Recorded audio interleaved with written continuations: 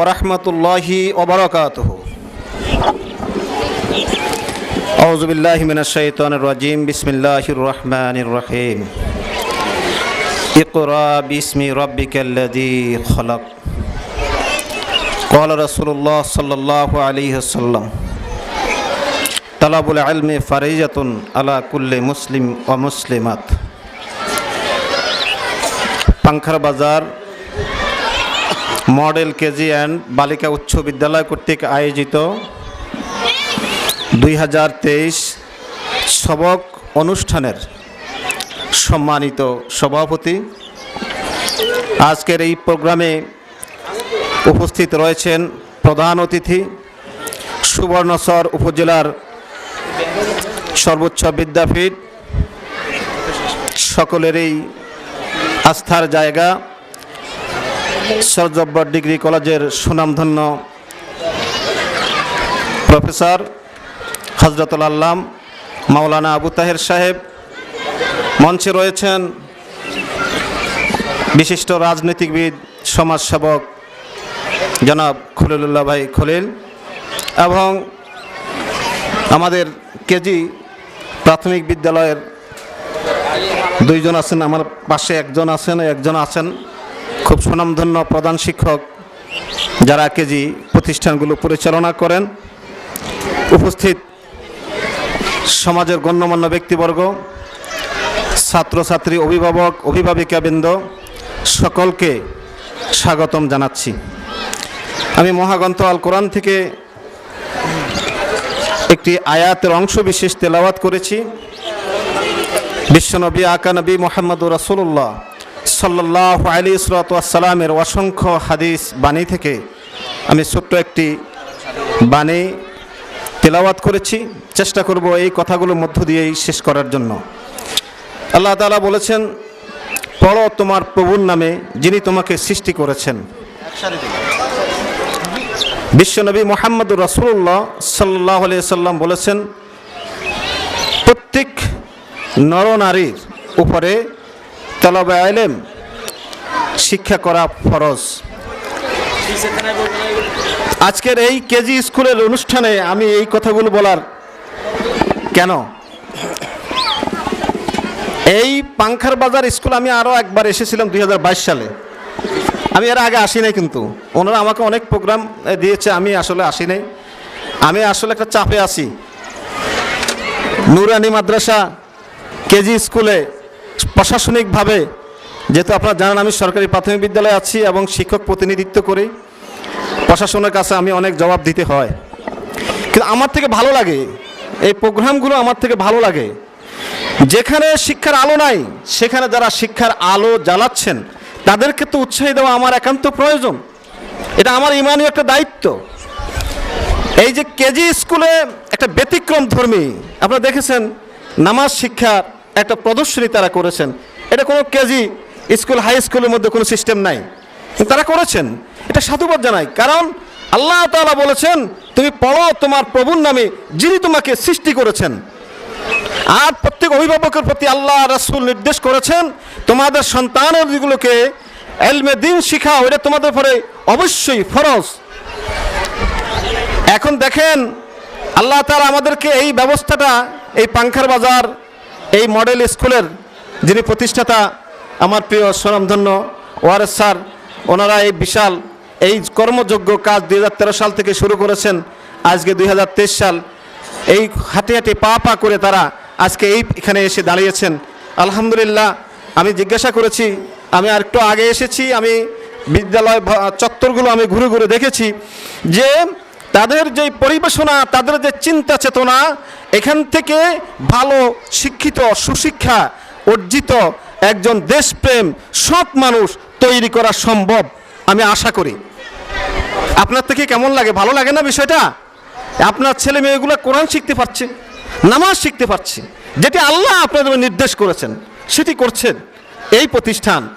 সেহেতু এই প্রতিষ্ঠানের আমি উত্তরোত্তর উন্নতি কামনা করি। আমি মূল কথায় চলে যাই। যে আল্লাহ তাআলা বলেছেন, পড়ো তোমার প্রভুর নামে যিনি তোমাকে সৃষ্টি করেছেন। কিন্তু দুঃখের বিষয়, আজকে বাংলাদেশের স্বাধীনতার 52 বছর পরে আমরা কি পেলাম? যেই শাসকে আসুক না কেন, যারা এখন আমাদের ক্ষমতায় আছেন তারা তো 90% মুসলমানের প্রতিনিধিত্ব করছেন। শুধু তা না, তারা এই 90% মানুষের ম্যান্ডেট দিয়েই তারা ক্ষমতায় আছেন। কারণ এই দেশের মানুষ ধর্মপ্রিয় মানুষ, এই দেশের মানুষ কোরআন হাদিস ভালোবাসার মানুষ। কিন্তু আপনি কেন 10% মানুষের পথ অবলম্বন করছেন? আপনি কেন বিবর্তনের এই নাস্তিকতাবাদ, এই ইহুদি নাসারার কালচার কেন আমাদের বাচ্চাদেরকে শেখানোর জন্য আপনি ব্যবস্থা করেছেন? আমার কথা বলার সুযোগ নাইও, কিন্তু বলতে হচ্ছে, আমার ইমানের দায়িত্ব। আমরা আজকে কোথায় যাচ্ছি, কোথায় যাব, আমাদেরকে ভেবে দেখা উচিত। আজকে প্রত্যেক থেকে স্ব অবস্থান থেকে ঝড় উঠেছে। আমরা বানরের গোষ্ঠী নয়, আমরা আদমের গোষ্ঠী। আমরা কোনো বিবর্তনকে আমরা সমর্থন করি না, আমরা ইসলামী নৈতিকতাকে আমরা সমর্থন করি। আমরা এই দেশের হিন্দু, বৌদ্ধ, খ্রিস্টান যত দল আছে, যত ধর্মীয় গোষ্ঠী আছে, কেউই বানরের গোষ্ঠীকে সমর্থন করে না। পৃথিবীর আপনি একটা রাষ্ট্র দেখতে পাবেন না যেখানে বানরের গোষ্ঠী দিয়ে তাদের জীবন চালায়। সবাই মানুষত্ববোধ দিয়ে চালায়, সবাই জ্ঞান আদিত্যের মধ্যে চলে। কিন্তু কেন আপনি আমাদেরকে চাপিয়ে দিচ্ছেন? আমরা বলবো, আজকে আমি একটা ভিডিও ফুটেজ দেখেছি, মাননীয় শিক্ষামন্ত্রী বলেছেন যে আমরা এগুলো পরিবর্তন করব। ধন্যবাদ জানাই, সাধুবাদ জানাই।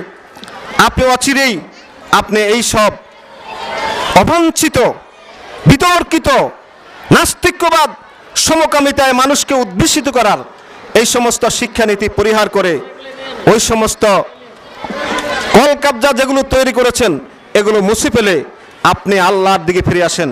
কারণ আল্লাহ বলেছে, বলো তোমার প্রভুর নামে যিনি তোমাকে সৃষ্টি করেছেন। অবশ্যই আমাদেরকে সৃষ্টি করেছেন আল্লাহ, সেহেতু সে আল্লাহর আল্লাহিত্ব শিক্ষা আমাদেরকে দিতে হবে। আমি দীর্ঘায়িত করব না, আমি কথা শেষ করে দেব। আল্লাহ তাআলা যুগে যুগে দেখেছি যারা আসলেই মানুষকে প্রতারণা করতে চায় তারা নিজেরাই প্রতারিত হয়েছেন। এটি ছিল সত্য কথা। আমরা এই কোমলমতি শিশুদেরকে নিয়ে আপনাদের মায়েরা বাবারা যারা পাঠিয়ে দেন বিদ্যালয়ে, শিক্ষকদেরও কিছু করার থাকে না, বই ছাপানো হয় সরকারি মুদ্রণ থেকে। সেখান থেকে যেই বইটা আসে সেই বইটা শিক্ষকদেরকে একটা প্রশিক্ষণ একাডেমিক দেওয়া হয়, সেই প্রশিক্ষণের আলোকে তারা ক্লাসে সেটা ব্যবহার করেন, প্রয়োগ করেন। তো আমরা বলবো আমাদের শিক্ষক ভাইদেরকে, আমরা এই যেগুলো মনুষ্যত্ববোধ নাই, যেই পাঠগুলোতে মানুষের শিখার কিছু নাই, চরিত্র হনন হবে, এমন শিক্ষা থেকে আমরা বিরত থাকব। আমরা চাইব আমরা মুসলিম অধ্যুষিত এলাকায় হিন্দু, বৌদ্ধ, খ্রিস্টান যারা যেই দেশ শিক্ষাটা আমরা দেব। আমরা সরকারি বিভিন্ন স্যার আছেন, উনি আরো ভালো বলবেন, উনি যেহেতু আমাদের উপরে প্রফেশনে আছেন। আমি বলতে চাই যে এই দেশে যারাই বড় বড় গুণী জ্ঞানী হয়েছেন তারা কিন্তু শিক্ষা নিয়েই হয়েছেন, তাই না? শিক্ষা ছাড়া কি কেউ গুণী জ্ঞান হতে পারে? হয় নাই। কিন্তু সুশিক্ষায় তারা শিক্ষিত হয়েছে। আজকে দেশকে সুশিক্ষা থেকে দূরে নেওয়ার মহা পরিকল্পনা চলছে। সজাগ হতে হবে জনগণ।